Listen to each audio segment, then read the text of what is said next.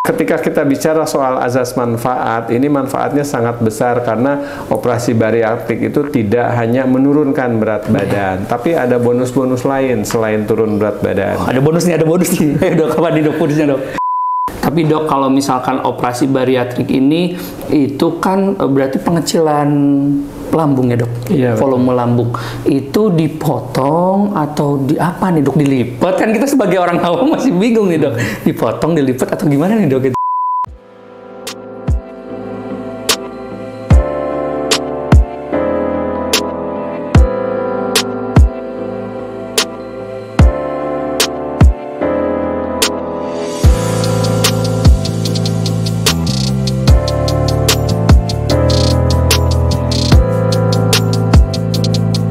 Sahabat Lira, bertemu lagi di acara Lira Podcast, tayangan edukasi dan juga inspiratif bareng dengan Rumah Sakit Lira Medica.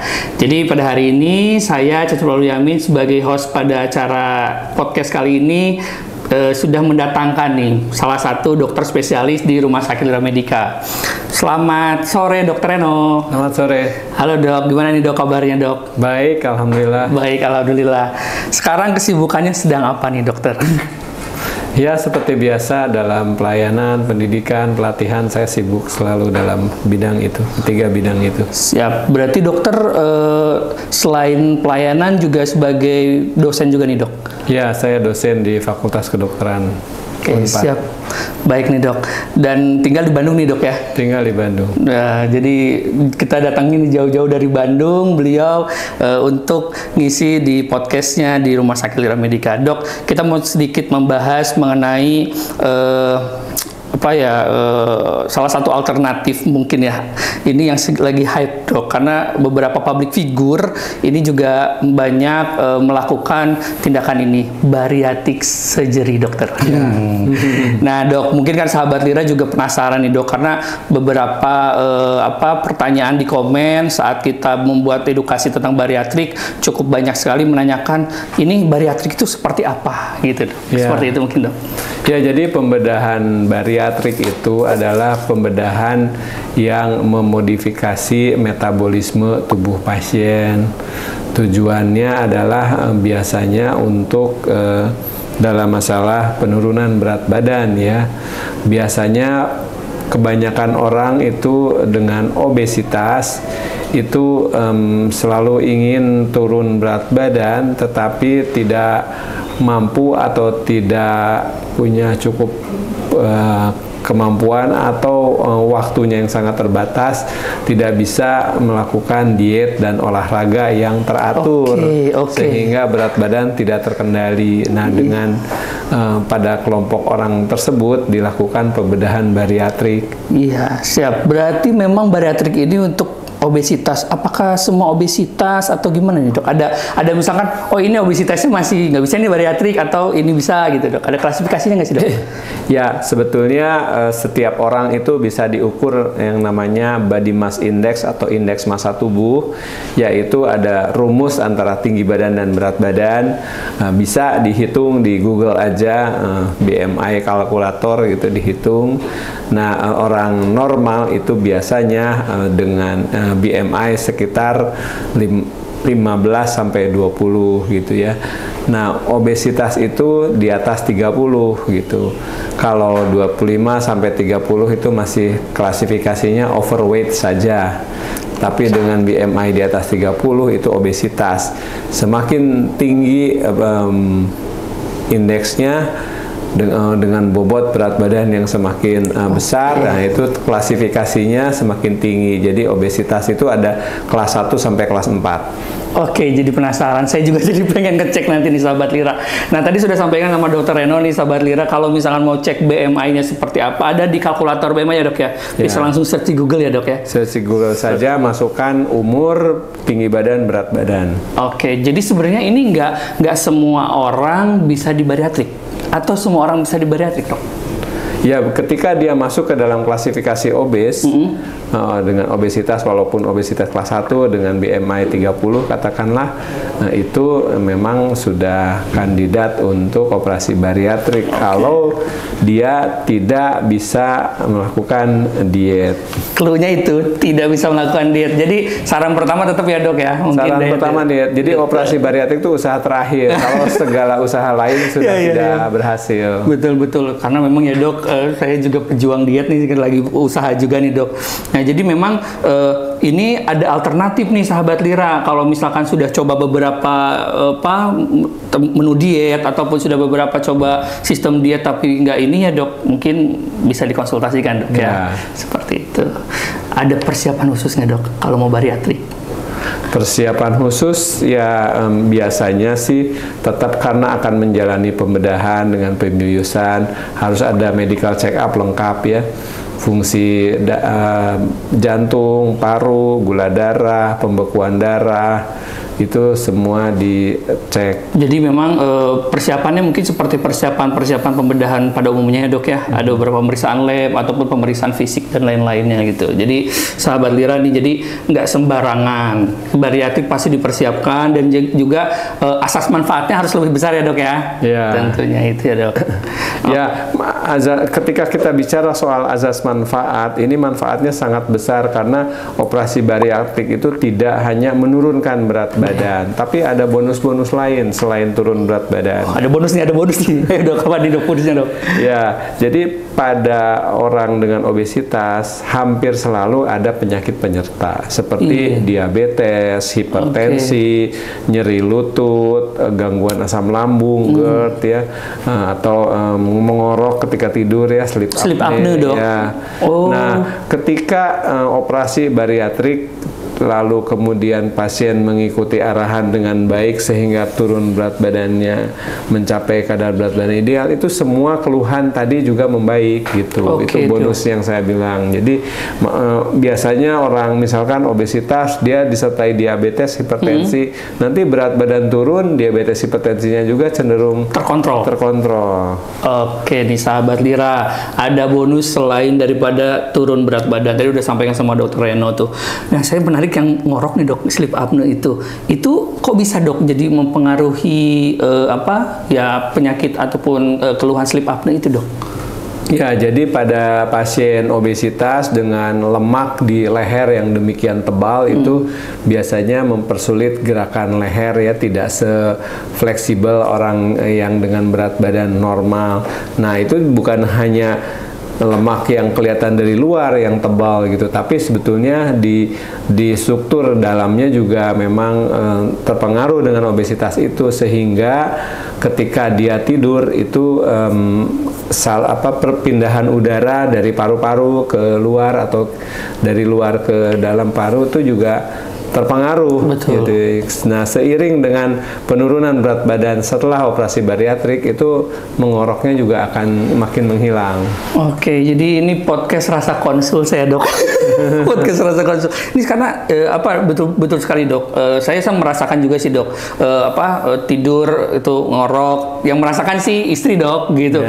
Ini ngorok terus nih. Berarti kalau misalkan kita berat badan kita terkontrol ataupun ideal, lemak-lemak di sini itu juga bisa menghilangkan keluhan sleep apnea ya dok ya.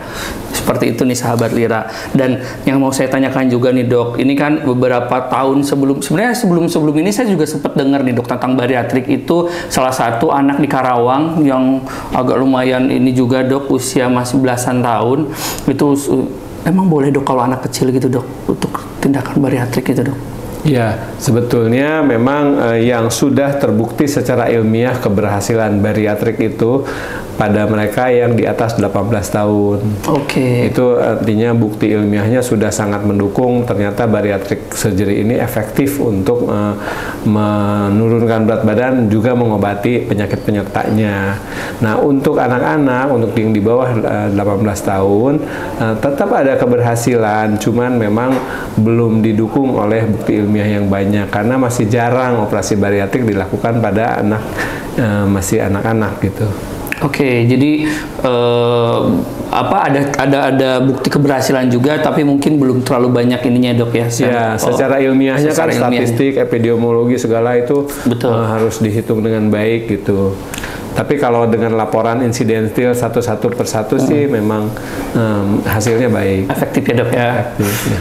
Kalau untuk yang usia 80 tahun ke atas, indikator keberhasilannya berapa persen ya dok? Maksudnya penilaian keberhasilannya kira-kira berapa persen ya dok? Secara penurunan berat badan ya dok? Ya, biasanya dalam 1-2 bulan pertama tuh berat badan itu akan turun drastis. Oke. Ya, kemudian sampai ke 6 bulan mulai lebih landai, lebih perlahan penurunannya. Biasanya berat badan ideal yang dicapai itu tercapai dalam waktu 6-12 bulan. Tetapi ada syaratnya untuk bisa mencapai berat badan ideal seperti itu, yaitu tetap bukan berarti habis operasi terus bisa seperti yang kebiasaannya yang lama gitu. Baik. Ada beberapa hal yang harus diikuti oleh penderita tersebut. Cara makannya udah berbeda dengan yang sebelumnya gitu. Kemudian porsi makanannya jauh lebih kecil karena volume lambungnya kan diperkecil. Cepat kenyang dok.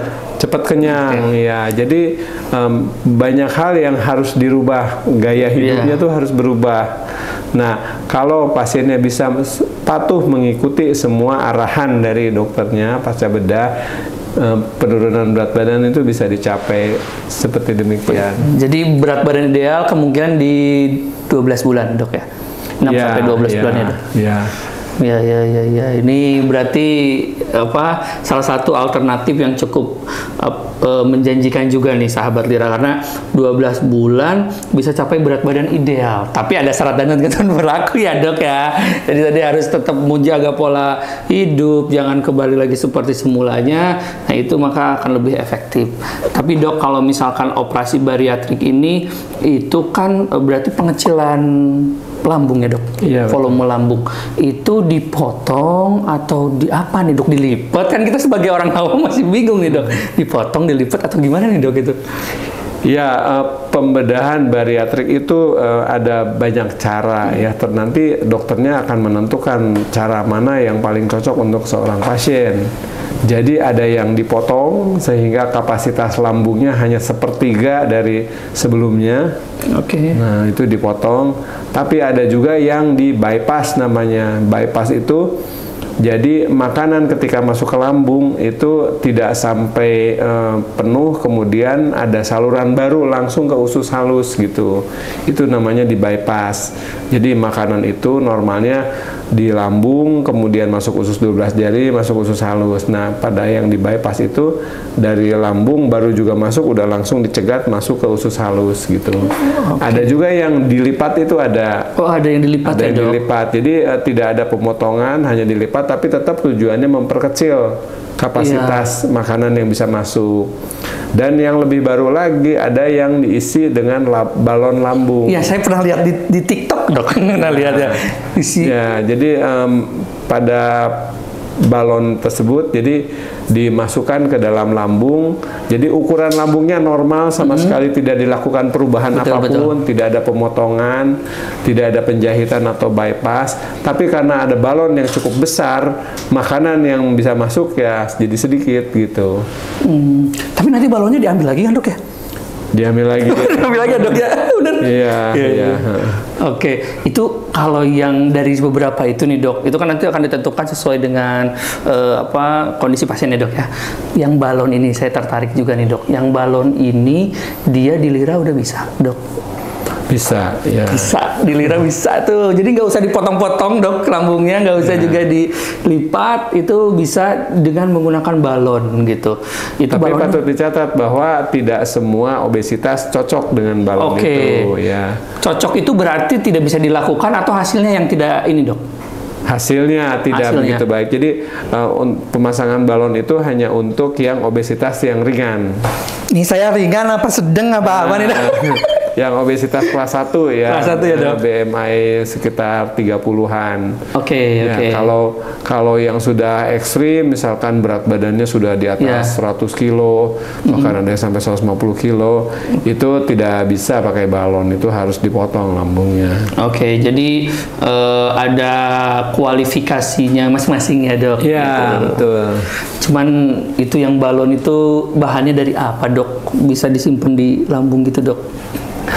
Ya, balonnya khusus dari bahan sintetis, jadi yang aman buat tubuh pasien.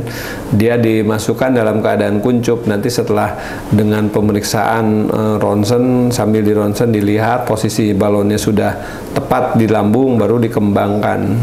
Oke, jadi udah sampai di lambung, dikembangkan, terus tinggal di situ selama berapa lama nih, Dok?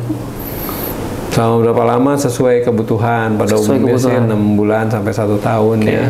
6 bulan sampai 1 tahun, terus habis itu nanti kan lagi ya, Dok ya, dievaluasi dan diambil. Dievaluasi lagi. Oke tuh, sekarang udah tindakannya tuh operasi-operasinya sudah sangat canggih ya, dan semua ini minimal invasif ya, Dok. Semua minimal invasif, jadi even pemotongan lambung itu dilakukan secara laparoskopi. Jadi dengan laparoskopi itu dibuat mungkin 4 atau 5 lubang, instrumen masuk, termasuk kamera masuk. Nanti lambung yang dipotong juga dikeluarkan melalui lubang kecil tersebut. Nah, nanti dengan keuntungannya dengan lubang yang kecil lewat pembedahan laparoskopi itu sembuhnya cepat. Biasanya hari ketiga udah bisa pulang. Oke, jadi tindakan sekarang udah nggak ngeri lagi kayak dulu ya, Dok, yang pembedahannya besar gitu, Dok ya. Sekarang cukup dengan beberapa titik ya, Dok ya. Cukup dengan beberapa titik, sahabat Lira sudah bisa melakukan beberapa teknik-teknik tindakan operasi gitu sekarang ini. Ini kalau misalkan tindakannya seminimal itu, Dok, itu pemulihannya berapa lama, Dok, setelah dilakukan tindakan, Dok? Pemulihan cukup cepat, jadi dalam 3 hari biasanya sudah bisa pulang dari rumah sakit. Tapi untuk dietnya, untuk makannya biasanya sampai 2 minggu pasca bedah itu hanya bisa makan makanan cair seperti susu, krim sup gitu ya, jus. Untuk kenapa? Untuk memberi kesempatan lambungnya sembuh dengan baik gitu. Oke, Dok. Jadi 3 hari sahabat Lira nih sudah bisa pulang ya, Dok? Udah recovery. Sudah bisa pulang ya. Udah pulang, tetapi memang ada beberapa anjuran yang untuk mempercepat kondisi penyembuhan lambungnya. Jadi memang tetap butuh perjuangan sahabat Lira, tapi mungkin nggak terlalu ngoyo kayak berjuang untuk diet gitu, ngatur makan segala macam. Itu ini lebih mudah gitu ya. Jadi sudah sangat berkembang teknologi kesehatan sehingga harapan untuk mencapai berat badan ideal dan juga metabolisme yang lebih baik itu sangat-sangat bisa dicapai saat ini, gitu ya, Dokter Reno ya. Dok, mungkin ada pengalaman nih, Dok, udah bariatrik, ini kira-kira yang awalnya berat badan berapa, terus turun berapa, dalam jangka waktu berapa lama? Pengalaman pasien mungkin, Dok, boleh ceritain, Dok? Ya, banyak sih pasien yang puas dengan bariatrik ini. Jadi biasanya misalkan katakanlah ada seorang pasien dengan berat badan 120 kg gitu ya. Kemudian dia menjalani pembedahan, dalam 2 bulan pertama berat badannya turun cukup drastis sampai di 112-an. Kemudian dalam waktu 1 tahun dia sudah berat badannya akhirnya jadi 80 kilo. 120 jadi 80 dong? Ya. Wow. Dan orangnya jadi kelihatan tampak lebih sehat, lebih energik, lebih lebih pede juga dalam pergaulan gitu ya, lebih supel. Jadi pasien seperti demikian tuh jadi memang kualitas hidupnya betul-betul menjadi lebih baik gitu ya. Produktivitas ya, Dok. Produktivitas dan juga kualitas hidup itu meningkat gitu, Dok. Itu selama 1 tahun turun kurang lebih 40 kilo ya, Dok ya. Bisa 40 kiloan itu. Tuh. Sahabat Lira turun 40 kilo 1 tahun. Itu kalau kita coba untuk ngatur-ngatur diet mungkin ya itu juga bisa juga, Dok ya. Tapi perjuangannya wah luar biasa gitu ya, Dok. Tapi itu dengan olahraga nggak dok sih 40 kilo itu dok? Biasanya harus disertai olahraga ya, karena enggak biasanya kalau dengan olahraga ya kulit-kulitnya juga dengan penurunan berat badan yang demikian banyak jadi menggelambir. Menggelambir ya dok ya? Oke. Jadi olahraga yang disarankan biasanya kalau itu apa ya dok ya? Ya olahraga yang ada nuansa aerobiknya ya, seperti jogging. Kardio gitu, dok? Kardio ya. Ya begitu sahabat Lira ya. Jadi memang setelah bariatrik itu bukan benar-benar jadi kartu as ataupun ini jadi merubah semuanya dok ya. Tetap ada beberapa hal yang sahabat Lira harus ikuti. Tapi poin pentingnya adalah bahwa saat ini fasilitas kesehatan ataupun teknologi kesehatan itu sudah sangat membantu untuk pencapaian berat badan ideal nih sahabat Lira. Dok mungkin untuk sebagai penutup dok, kalau pengen dok, saya juga pengen dok. Kalau pengen bariatrik di Lira itu gimana dok? Konsul dulu ke dokter Reno atau saya harus periksa apa dulu atau gimana dok? Boleh dok? Iya boleh datang ke Poli Bedah Digestif untuk konsultasi dan nanti akan dievaluasi apakah memang Bapak atau Ibu merupakan kandidat yang layak untuk menjalani pembedahan bariatrik. Dan juga tentunya disediakan sesi tanya jawab sepuasnya, informasi apapun yang dibutuhkan untuk menjalani pembedahan bariatrik tersebut. Sepuasnya sahabat Lira. Jadi kalau mau konsultasi sama Dokter Reno di Rumah Sakit Lira setiap Senin, Rabu dan Jumat ya dok ya. Senin dan Rabu dan Jumat itu jam 2 apa jam 3 sorean ya dok ya. Sekitar jam segituan boleh datang ke Rumah Sakit Lira. Kalau yang jauh dok bisa konsul nggak dok, telekonsul gitu dok? Ya, dari Lira disediakan fasilitas telemedicine-nya secara konsul online bisa. Oke, jadi buat sahabat Lira nih, karena kan kebetulan kadang-kadang pasien-pasien kita tuh dari jauh-jauh dok. Ada yang Sumatera, Sulawesi, dan berbagai macam daerah lainnya dok. Jadi kalau misalkan memang mau konsultasi dulu, boleh dikabarin ke call center Rumah Sakit Lira. Nanti Rumah Sakit Lira Medika akan memfasilitasi untuk telemedicine ya dok ya, untuk konsultasi sepuasnya dulu, karena perlu ngobrol dulu ya dok ya untuk tindakan ini, karena kan dokter juga akan menyampaikan tadi kan pantangan-pantangannya ataupun arahan-arahannya seperti itu sahabat Lira. 40 kilo loh 1 tahun. 40 kilo dok ya. Itu yang paling signifikan berarti yang itu ya dok ya? 40 kilo 1 tahun itu dok ya? Iya. Wah luar biasa nih. Jadi patut mungkin boleh dicoba yang udah berjuang diet bertahun-tahun. Oke, Dokter Reno, terima kasih banyak Dokter Reno atas waktunya. Ini jawaban ataupun podcast ini sekaligus saya konsultasi. Mudah-mudahan saya juga ada rezeki dok. Tapi saya lagi berjuang dulu nih dok, nurunin berat badan diet dengan intermittent fasting dok saat ini. Mudah-mudahan sih bisa nih dok. Terima kasih banyak Dokter Reno atas waktunya Dokter Reno. Baik, mudah-mudahan ini menjadi pencerahan nih buat sahabat Lira semuanya yang kemarin pas konten bariatrik banyak sekali yang menanyakan mengenai bariatrik di Rumah Sakit Lira itu seperti apa. Nah sudah terjawab, dan tadi juga ada tambahan satu bonus tindakan terbaru yaitu dengan menggunakan balon. Tapi tetap harus konsultasi dulu biar nanti tindakannya disesuaikan dengan kondisi sahabat Lira semuanya. Oke, terima kasih banyak atas waktunya. Sampai bertemu lagi di podcast Rumah Sakit Lira Medika, tayangan inspiratif dan edukatif.